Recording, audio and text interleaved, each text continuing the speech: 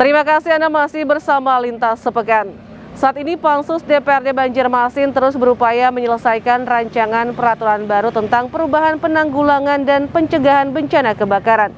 Di antara titik tekannya adalah pembagian zonasi untuk 5 kecamatan guna memudahkan pengaturan termasuk menghindari kecelakaan lalu lintas. Panitia khusus Pansus DPRD Banjarmasin tentang perubahan penanggulangan dan pencegahan bencana kebakaran Damkar memastikan secepatnya menyelesaikan pembahasannya. Sebelumnya Pansus menunda pembahasan lantaran Dinas Damkar belum memiliki kepala dinas kadis definitif. Namun saat ini kendala ini sudah terselesaikan sehingga tidak ada alasan lagi menunda pembahasannya.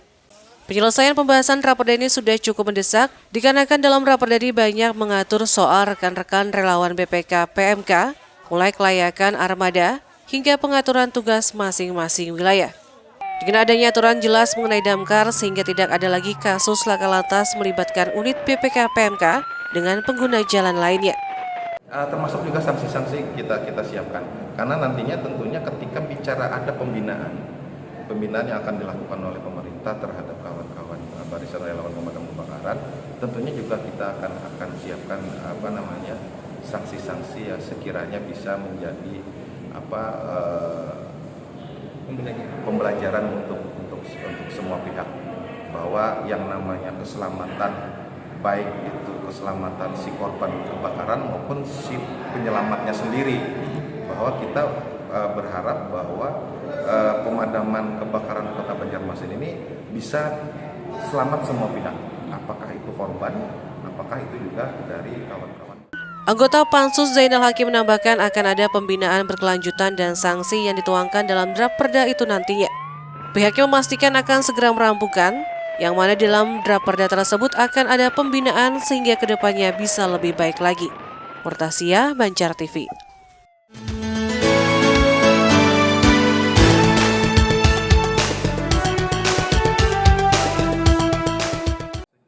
Sementara itu, Zainal Hakim juga menyampaikan dalam Pansus Damkar ini yang paling ditekankan dalam aturan ini nantinya diantaranya ada regulasi kelayakan unit, kelayakan driver, personil yang mumpuni termasuk syarat pembentukan BPK PMK. Tidak hanya itu, dalam draft ini juga ada kesepakatan soal zonasi wilayah pemadam kebakaran tersebut. Jadi di dalam perda itu sejauh yang sudah kita bahas ada regulasi-regulasi terkait dengan kelayakan unit.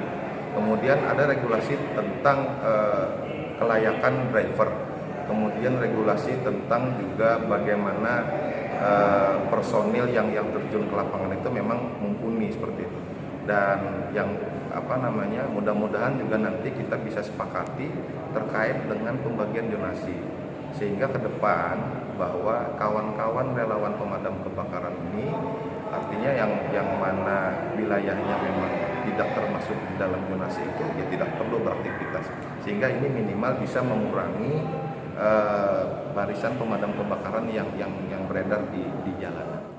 Dengan adanya berbagai regulasi tersebut, diharapkan pembinaan dan pengaturan bisa lebih mudah, termasuk sanksi yang akan diberikan jika melakukan pelanggaran agar menjadi pembelajaran ke depannya.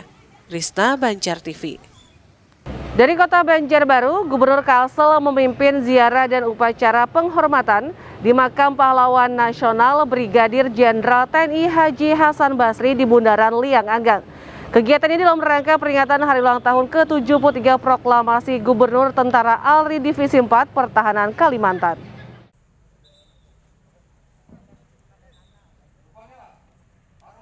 Memperingati HUT ke-73 tahun 2022 Proklamasi Pemerintahan Gubernur ALRI Divisi 4 Pertahanan Kalimantan, Pemprov Kalsel menggelar upacara penghormatan di Makam Pahlawan Nasional Brigjen Haji Hasan Basri.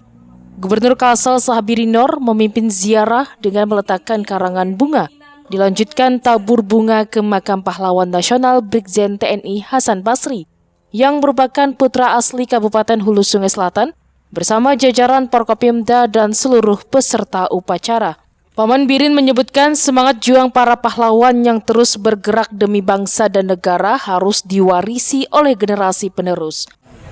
Divisi ALRI Pertahanan Kalimantan, di mana hari ini bersejarah karena kita ada teks proklamasi Divisi 4 Pertahanan Kalimantan yang dikumandangkan dipimpin oleh Brigjen Hasan Basri sebagai bentuk perlawanan terhadap penjajah dan penyataan bahwa kita bersatu dengan Negara Kesatuan Republik Indonesia. Nilai-nilai juangnya gimana Pak? Nilai juangnya jelas, kalau yang namanya pahlawan itu adalah semangat yang tak pernah lekang kena panas, tak pernah lap kena hujan. Dia terus bergerak berjuang untuk membela masyarakat, bangsa dan negara. Sementara itu, Ketua Legion Veteran Kalsel, Sandimin, berharap kegiatan seperti ini dapat terus dilaksanakan untuk mengenang jasa dan semangat perjuangan para pahlawan. Ini tetap kita peringati terus untuk tahun-tahun berikutnya seperti itu, sehingga kita mengingatkan jasa-jasa para walaupun kita sudah mengenang oleh penjajah sampai sekarang, sehingga kita tetap mempertahankan untuk masyarakat itu, sehingga kita mengingatkan kepada generasi muda untuk ikut. Kalau sosok beliau gimana Pak? Ya? Sosok beliau bagaimana? Sosok beliau seorang pemimpin yang bisa diandalkan pada saat itu. Kita menginginkan generasi muda kita seperti beliau-beliau ini. Peringatan HUT ke-73 Proklamasi Gubernur Tentara ALRI Divisi 4 Pertahanan Kalimantan dirangkai dengan penyerahan bingkisan dari Gubernur Kalimantan Selatan Sahbirinor kepada Legion Veteran Kalimantan Selatan. Ahmad Ramadhani, Banjar TV. Selanjutnya, Museum Lambung Mangkurat Banjarbaru mengenalkan sosok Gusti Solihin kepada para pelajar SMP se-Kalsel, yakni seniman lukis asal Banua yang mendunia. Selanjutnya, dalam rangka memperingati Hari Gambar Indonesia, Sanggar Solihin menggelar pameran seni rupa drawing di Taman Budaya Kalsel di Banjarmasin. Dipilihnya Gusti Solihin sebagai materi dalam kegiatan belajar bersama bertujuan untuk mengenang karya dari sang maestro lukis berdarah Banjar tersebut. Gusti Solihin merupakan seniman lukis dan perupa bertaraf internasional sekelas Afandi dan Basuki Abdullah.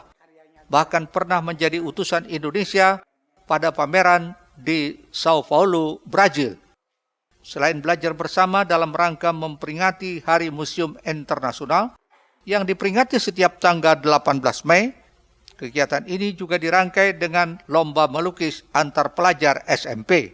Diharapkan kegiatan ini dapat melahirkan bibit-bibit unggul seni lukis, menggali potensi siswa meniru jejak langkah pendahulunya menjadi pelukis bertaraf nasional, bahkan internasional.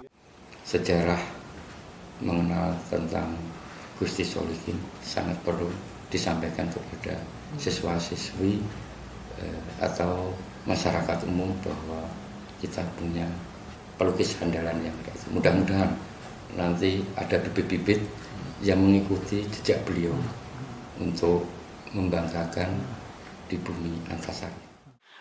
Museum sebagai lembaga lestari budaya terkait dengan seni bisa mengkomunikasikan koleksi-koleksi yang ada di museum kita di Banjarbaru ini.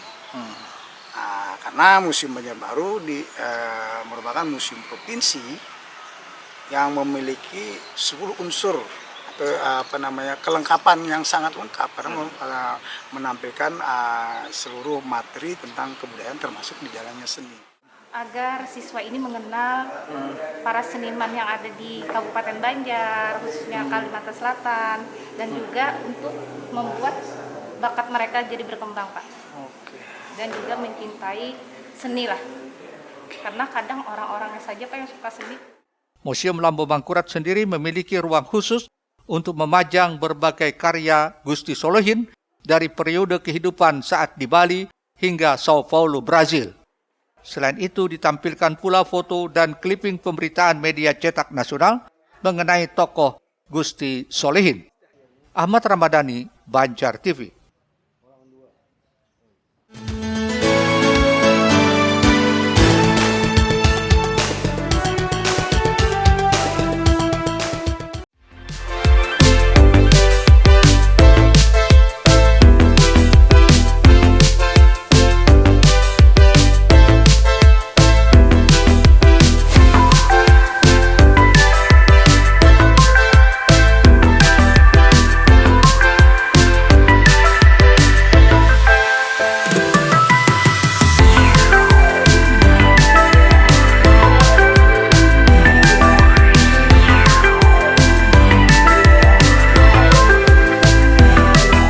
Inilah 100 hasil karya lukis dari para perupa di Banjarmasin, tampak terpajang dan dipamerkan di Bengkel Seni Solihin, Taman Budaya Kalimantan Selatan, di kawasan Brigjen Hasan Basri, Banjarmasin, dibuka untuk umum dalam rangka memperingati Hari Gambar Indonesia.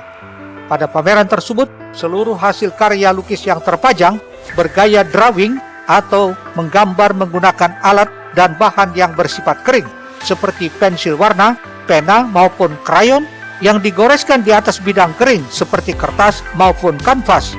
Kebanyakan lukisan yang terpajang merupakan gambar ekspresif, ilustrasi, kartun maupun gambar dekoratif. Menurut kurator pameran Badri Hurmansyah, pihaknya membutuhkan waktu hampir 1 minggu untuk mengumpulkan hasil karya para perupa yang tersebar di kota Seribu Sungai ini. Di peringatan Hari Menggambar Indonesia, pihaknya berharap seni rupa di Banua bisa semakin berkembang, maju, dan mendapatkan apresiasi lebih banyak dari masyarakat. Hari ini ada 100 lebih karya, karena ada satu senimannya yang 60 lebih karya. Saya pun mampu menekan 12 karya satu. Ini drawing. Drawing itu lukisan dengan menggunakan medium kering. Waktunya pengumpulan karya 1 minggu. Pengumpulan karya dari kawan-kawan 1 minggu. Yang diharapkan semoga Kalimantan Selatan semakin tumbuh kembang lagi, perkembangan atau kemajuan seni rupanya lebih apresiasi lagi oleh masyarakatnya. Seperti itu mungkin harapan kawan-kawan dari perupa. Pameran ini dibuka untuk umum di Bengkel Seni Solihin, Taman Budaya Kalimantan Selatan, Jalan Brigjen Hasan Basri, Banjarmasin, hingga tanggal 22 Mei mendatang. Erwin Yudanwari, Banjar TV.